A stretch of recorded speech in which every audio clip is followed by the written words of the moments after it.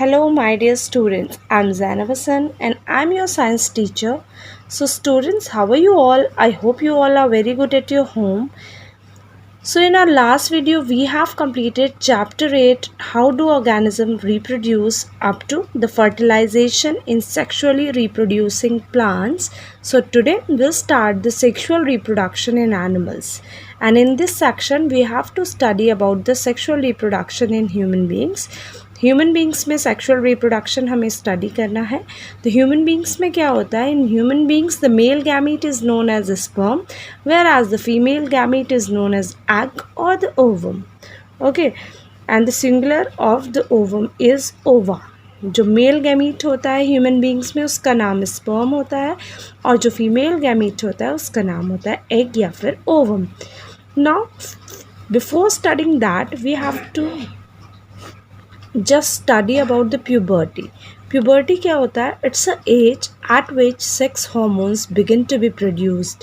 ये एक एज होती है जिसमें मेल्स में भी और फीमेल्स में भी सेक्स हॉर्मोन्स का डेवलपमेंट, उनका रिलीज स्टार्ट हो जाता है.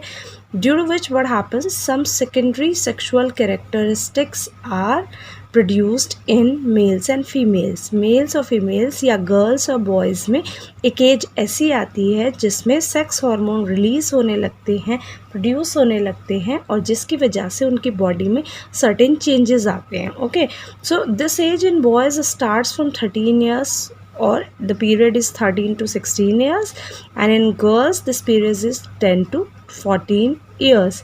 गर्ल्स में क्या होता है? ये जल्दी स्टार्ट हो जाती है और बॉयज़ में थोड़ा लेट 13 years की एज में स्टार्ट होती है. Now what happen after puberty? After puberty we are having certain changes in a body. So first of all we will take the changes in the girls. Girls में क्या changes आते हैं? So the formation of the matured eggs. जो matured eggs होते हैं उनकी formation start हो जाती है. Menstrual cycle starts. Menstrual cycle start हो जाती है, मतलब अगर एग फर्टिलाइज नहीं होते हैं तो फीमेल्स बॉडी में ब्लड वेसल्स के साथ एग्स रिमूव होने लगते हैं एवरी मंथ. तो उस प्रोसेस को मेंस्ट्रुअल साइकिल बोलते हैं. तो मेंस्ट्रुअल साइकिल स्टार्ट हो जाती है वहाँ पर. Breast enlargement. ब्रेस्ट का एनलार्जमेंट होना स्टार्ट हो जाता है.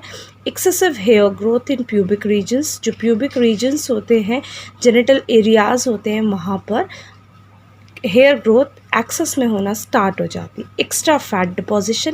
फैट डिपोजिशन भी एक्स्ट्रा हो जाता है. मोटापा बहुत ज़्यादा बढ़ जाता है, स्पेशली द पेल्विक एरिया.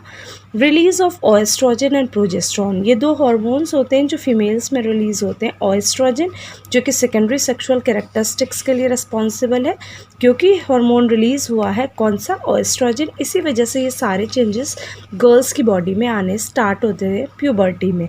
दूसरा progesterone, and progesterone is released for the that is helpful in the child birth. जब चाइल्ड बर्थ होनी होती है तो यही प्रोजेस्ट्रॉन हार्मोन चाइल्ड बर्थ में हेल्प करता है.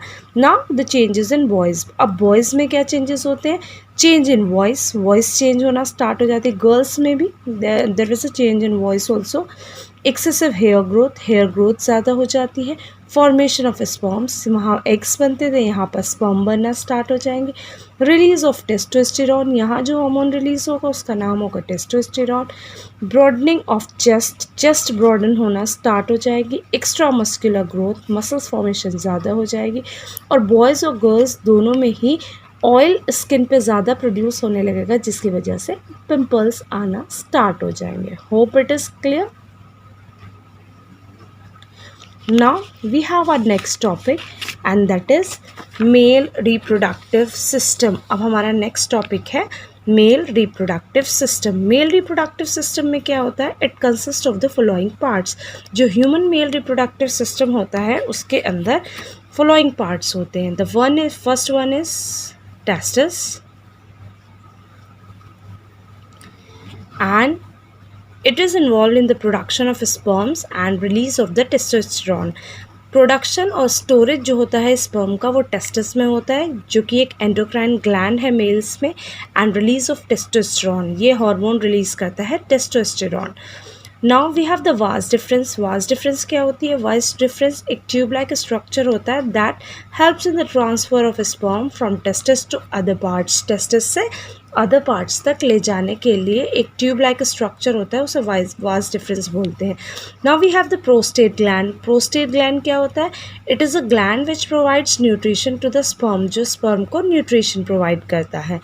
After that we have seminal vesicle. Seminal vesicle क्या होता है? ये एक जो स्पर्म की ट्रांसपोर्ट है उसको ईजी बनाता है. कैसे बनाता है? It releases a fluid called semen, जो कि एक प्रोटीनेशियस फ्लूइड होता है and that is sticky fluid.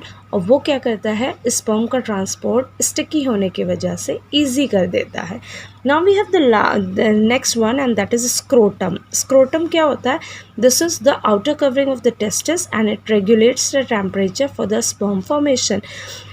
Scrotum sperm की फॉर्मेशन के लिए टेम्परेचर को रेगुलेट करता है inside the testis, that is 3 degree DC less than the body temperature. Sperm की फॉर्मेशन के लिए नॉर्मल ह्यूमन बॉडी टेम्परेचर से 3 डिग्री कम टेम्परेचर होना ज़रूरी है. मतलब हमारा नॉर्मल टेम्परेचर होता है 37 degree C in both males and females.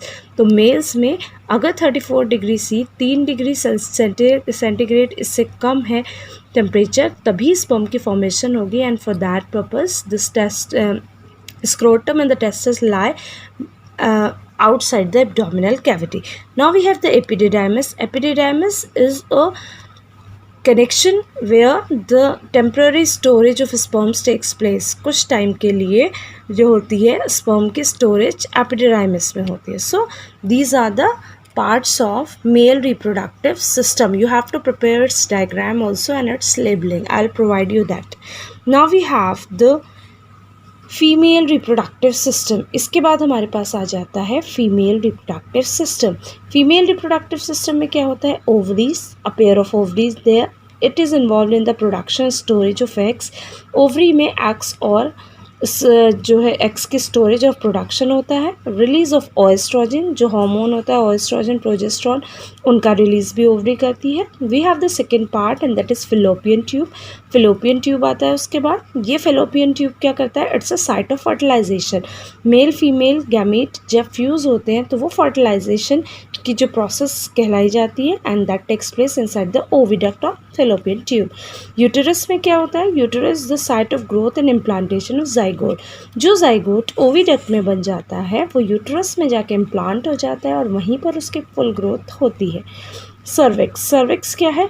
It helps in the regulating vaginal opening. Vaginal movement जो होता है उसमें हेल्प करता है cervix. Now we have the vagina.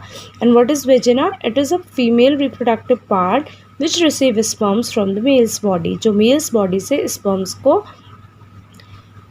Receive करता है. Now let's have a look at their diagrams. Now see the diagrams here.